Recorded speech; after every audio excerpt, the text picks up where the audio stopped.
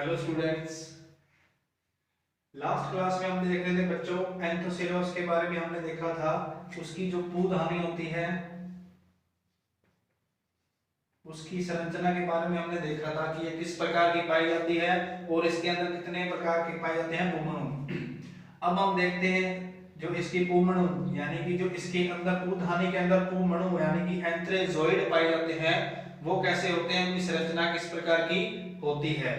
तो सबसे पहले हम देखेंगे प्रत्येक पुमणु यानी कि जितने भी पुमणु एंथ्रेजोइड पाए जाते हैं एंथ्रेडियम के अंदर वो क्या होते हैं, सूक्ष्म बहुत छोटे आकार के होते हैं, रेखाकार इस प्रकार होंगे और कुंडलित कुंडलित का मतलब इस प्रकार होंगे और कशापिक कशापिक का मतलब होता है कि उनके ऊपर फ्लैजिला पाई जाएगी। और ये फ्लैजिला कितनी होगी, तो ये संख्या में 2 फ्लैजिला होती हैं और ये अग्र सिरे में यानी कि अगले हिस्से में पाई जाएंगी, संख्या में 2 होंगी। प्लस जो इनका आकार होगा यानी कि जो इनकी लंबाई होगी वो पुमणु के शरीर की यानी कि जो ये शरीर का आकार है उस आकार के बराबर ही इस कशापी की लंबाई होगी। तो जो ये कशापी की लंबाई है ये पुमणु के बराबर है। अग्र सिरा पृष्ठ सिरे से चौड़ा होता है और जो आगे वाला सिरा होगा वो पीछे वाले सिरे से क्या होगा, थोड़ा सा बड़ा हम बोल सकते हैं, चौड़ा होगा जो ये वाला हिस्सा होगा। और कशापी भी आगे की तरफ पाए जाएंगे दोनों और इनकी लंबाई के बिल्कुल बराबर होगी। तो ये एंथोसेलोस के अंदर पुमणु है उनकी बात हम कर रहे हैं। नेक्स्ट हम देखते हैं जो कशापिक होगी वो अग्र सिरे पर पाई जाती है यानी कि जो ये कशापिकें हैं पुमणु के अगली तरफ पाई जाएंगी। नेक्स्ट हम देखते हैं पृष्ठ सिरे पर पुंकोशिका का यानी कि इस पुमणु के बनने से पहले जो पुंकोशिका का निर्माण होता था तो उस पुंकोशिका का जीव द्रव्य यानी कि जो साइटोप्लाज्म होता है उसका कुछ भाग पाया जाता है पृष्ठ सिरे पे यानी कि पिछले हिस्से में। और वो जो कुछ जीव द्रव्य या साइटोप्लाज्म का जो कुछ भाग होता है वो क्या होता है, कुछ समय के लिए जुड़ा हुआ पाया जाता है, कुछ समय के लिए जुड़ा हुआ पाया जाता है। उसके बाद ये फिर धीरे धीरे विलुप्त हो जाता है, इसी के अंदर समाहित हो जाता है।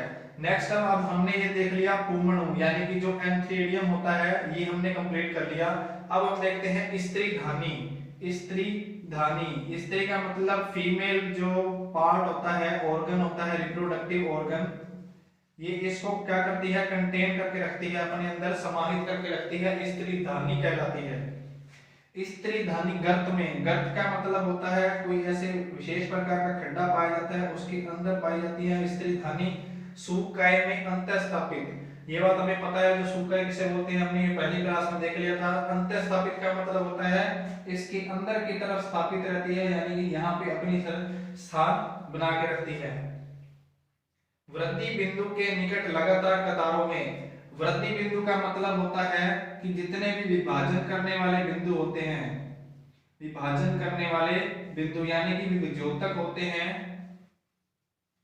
वो वृद्धि बिंदु कहलाते हैं। वो निरंतर विभाजन करने का काम करते हैं, 1 से 2, 2 से 4, 4 से 8 इस प्रकार आगे कोशिकाओं का निरंतर विभाजन करते रहते हैं। तो उन कोशिकाओं के अंदर उनको बोलते हैं हम विभाजन बिंदु या वृद्धि बिंदु। तो उन वृद्धि बिंदुओं के निकट ये पाए जाते हैं कौन, स्त्री धानी पाई जाती हैं।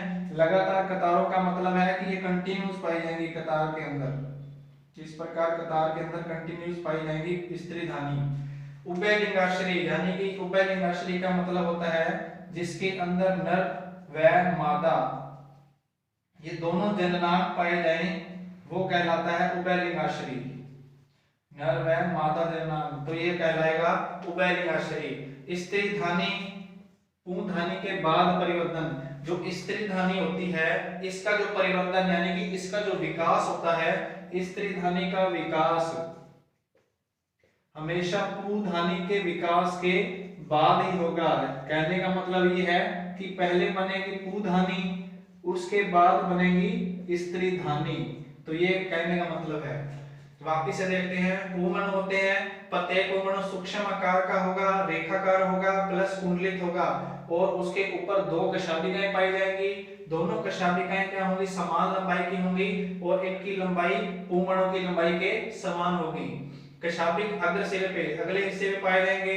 पश्च सिरे पर यानी कि पिछले पुंमणु के पिछले हिस्से के ऊपर कुछ मात्रा में जीवद्रव्य पाया जाएगा, जो पुंग कोशिका का जीवद्रव्य होता है और वो कुछ समय के लिए इनके साथ लगा रहता है, फिर इसके अंदर ही समाहित हो जाता है। फिर हम बात करें स्त्रीधानी की। स्त्रीधानी होती है वो गड्ढे के अंदर अंतः स्थापित, यानी कि बिल्कुल अंदर की ओर रहती है, उसको बाहर की ओर आवरण सुरक्षित प्रदान करता है और ये अंदर की तरफ स्थापित रहती है उधानी। फिर है जी वृद्धि बिंदु के निकट लगातार कतारों में, ये कंटिन्यूस इस प्रकार वृद्धि बिंदु के पास पाई जाती है, जिस कारण ये कतारों में लगी हुई दिखाई देती हैं। उभयलिंगाश्री, उभयलिंगाश्री का मतलब है जिसके अंदर नर और मादा जननांग दोनों पाए जाते हैं। उन जातियों के अंदर जो पूर्णधानी यानी स्त्रीधानी का निर्माण है, स्त्रीधानी का विकास है, वो हमेशा पूर्णधानी के विकास के बाद होता है।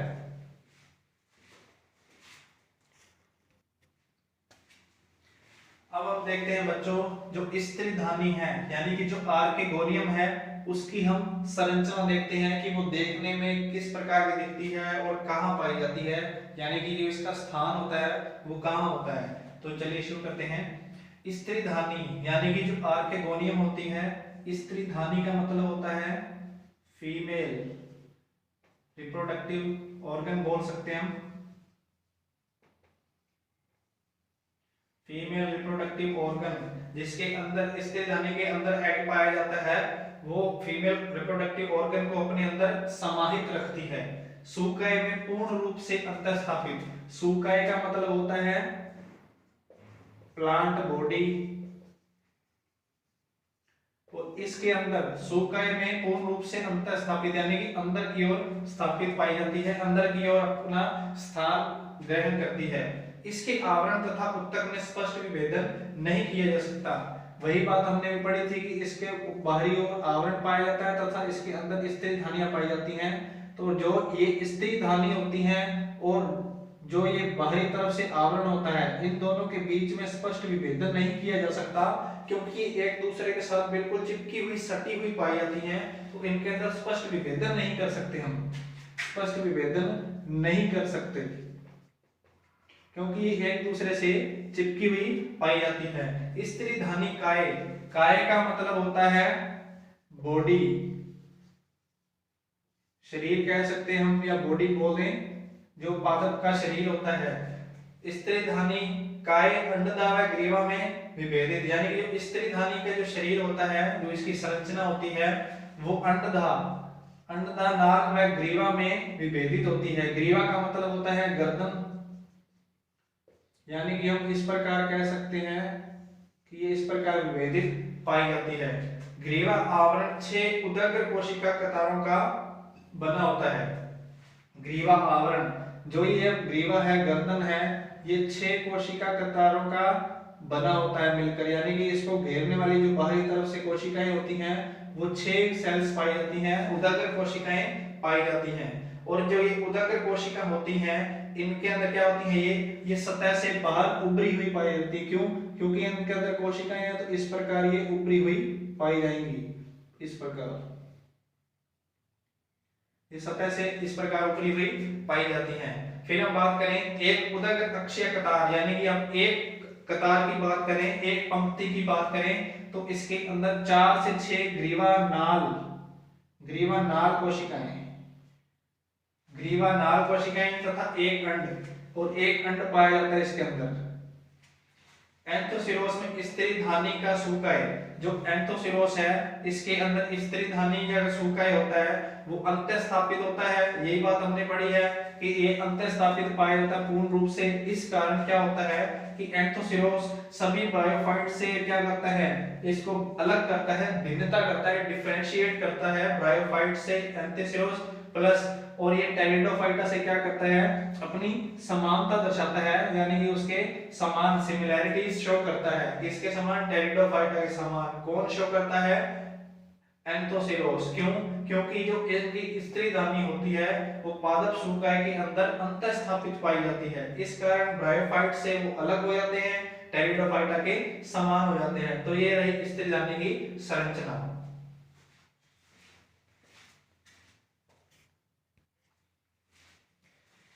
अब हमने पुधानी स्त्रीधानी दोनों की संरचना देख ली। अब हम बच्चों देखते हैं निषेचन। निषेचन में हमें पता है कि फर्टिलाइजेशन तभी होगा जब नर युग्मक तथा मादा युग्मक का आपस में संलयन होगा, यानी कि फ्यूजन होगा, दोनों आपस में आके मिल जाएंगे, उसे बोलते हैं निषेचन। अब हम देखते हैं एंथोसिरोस के अंदर निषेचन किस प्रकार होता है, देखते हैं जी। जो एंथोसिरोस में एक विशेष गुण पाया जाता है कि इसके अंदर जो स्त्रीधानी होती है वो पाई जाती है पादप सूकाय में अंतःस्थापित पाई जाती है। इस कारण जो एंथोसिरोस में होता है निषेचन, वो निषेचन हो जाता है सरल। तो निषेचन सरल हो जाता है किस कारण? क्योंकि जो एंथोसिरोस की स्त्रीधानी है वो अंतःस्थापित पाई जाती है, अंदर की ओर पाई जाती है, इस कारण निषेचन बहुत सरल हो जाता है।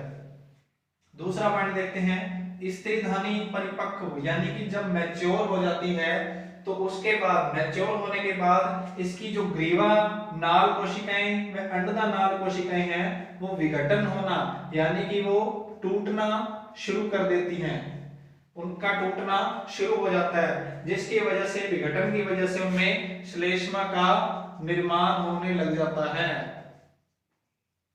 फिर से देखते हैं, स्त्रीधानी के परिपक्वन के पश्चात ग्रीवा नाल कोशिकाएं व अंडदा नाल कोशिकाओं का विघटन होने लग जाता है, यानी कि टूटने लग जाती हैं ये कोशिकाएं, और इनके टूटने से श्लेष्मा का निर्माण होने लग जाता है। अब जल उपलब्ध होने पर, जब श्लेष्मा को जल की मात्रा उपलब्ध हो जाएगी तब यह श्लेष्मा अपने अंदर जल को अवशोषित करेगा, यानी कि अपने अंदर जल को समाहित कर लेगा, और जिससे क्या करेगा, ये फूलना शुरू कर देगा। कौन? श्लेष्मा। श्लेष्मा फूलना शुरू कर देगा और बाहर की ओर दबाव बनने पर स्त्रीधानी की जो शीर्ष कोशिकाएं होती हैं तो वो अलग अलग होना शुरू हो जाएंगी। जब बाहर की ओर दबाव बनेगा तो स्त्रीधानी की जो शीर्ष कोशिकाएं यानी कि सबसे ऊपर कोशिकाएं होती हैं, ये वाली कोशिकाएं, तो इन पे दबाव पड़ना क्या होगा, शुरू हो जाएगा, जिससे फिर क्या होगा, ये शीर्ष की कोशिकाएं अलग अलग हो जाएंगी, ये कोशिकाएं अलग अलग हो जाएंगी, बीच में रास्ता छोड़ देंगी। तो इस प्रकार ग्रीवा अंड से मुख तक क्या होगा, रास्ता खुल जाएगा। यहाँ अंड से मुख तक पूरा रास्ता खुला हो जाएगा आने जाने के लिए। तो आसपास जो तैरते हुए युग्मक हैं, जो युग्मक से मतलब है जो नर युग्मक होंगे, क्योंकि स्त्री या मादा युग्मक तो पहले से ही उपस्थित है अंड के रूप में, तो अब हमें एंथोसिरोस को निषेचन करने के लिए चाहिए नर युग्मक यानी कि मेल गैमेट चाहिए। वो मेल गैमेट जल में तैरते हुए, गति करते हुए क्या करेंगे, इस ग्रीवा नाल से प्रवेश करके अंदर तक यहाँ पहुंच जाएंगे। कोई एक अंड में क्या होगा, संलग्न हो जाएगा। अब कोई एक अंड के साथ क्या करेगा, फ्यूजन कर लेगा और ये पूरा बाहर अपना आवरण बना लेंगे। अब जो ये निषेचित अंड होता है ये एक आवरण निर्माण कर लेता है, इस आवरण को कहते हैं भित्ति। क्या कहते हैं, भित्ति कहते हैं। और इस भित्ति के निर्माण के बाद यानी कि जो अवस्था बनती है, जो संरचना बनती है, उसको निषिक्तांड कहते हैं या ऊस्पोर भी कह सकते हैं हम, निषिक्तांड या ऊस्पोर कहते हैं। और उस निषिक्तांड अवस्था यानी कि निषिक्तांड के बनने की अवस्था को बीजाणुभेद अवस्था भी कहते हैं, बीजाणुभेदी अवस्था कहते हैं। तो ये कंप्लीट हो गया एंथोसिरोस के अंदर निषेचन। फिर से एक बार देखते हैं, जो स्त्रीधानी होती है, एंथोसिरोस की जो स्त्रीधानी होती है वो अंतःस्थापित पाई जाती है, जिस कारण क्या होता है, एंथोसिरोस के अंदर निषेचन बहुत सरल हो जाता है। उसके बाद देखते हैं जब स्त्रीधानी का परिपक्वन यानी कि मैच्योर होती है आर्किगोनियम, उसके बाद इसकी जो ग्रीवा नाल कोशिकाएं हैं, अंडदा नाल कोशिकाएं हैं, वो अलग अलग होना शुरू कर देती हैं, उनका विघटन होना शुरू हो जाता है। विघटन के दौरान फिर ये श्लेष्मा का निर्माण करना शुरू कर देते हैं। जब श्लेष्मा जल की संपर्क में आता है, जब जल उपलब्ध होता है तो ये श्लेष्मा क्या करता है, जल को अपने अंदर अवशोषित करके फूलना शुरू कर देता है। और जब बाहर की ओर दबाव बनती है इन कोशिकाओं पे, तो स्त्रीधानी की जो शीर्ष वाली टॉप कोशिकाएं होती हैं, टॉप सेल्स होती हैं, वो क्या करती हैं, अलग अलग हो जाएंगी, जिसके दौरान यहाँ बीच में से क्या बन जाएगा, रास्ता बन जाएगा, जिसके कारण जो युग्मक होंगे, नर युग्मक, वो जल में तैरते हुए यहाँ पहुंच जाएंगे और उनमें से कोई एक युग्मक फ्यूजन कर लेगा, संलयन कर लेगा, जिससे निषेचन संपन्न हो जाएगा। और निषेचन संपन्न होने के बाद जो अवस्था बनेगी उसको चारों ओर भित्ति का निर्माण कर लेंगे और इस अवस्था को निषिक्तांड कहते हैं, ऊष्पोर स्टेज भी कहते हैं। और इस निषिक्तांड अवस्था को विजाणुविद अवस्था भी कहते हैं।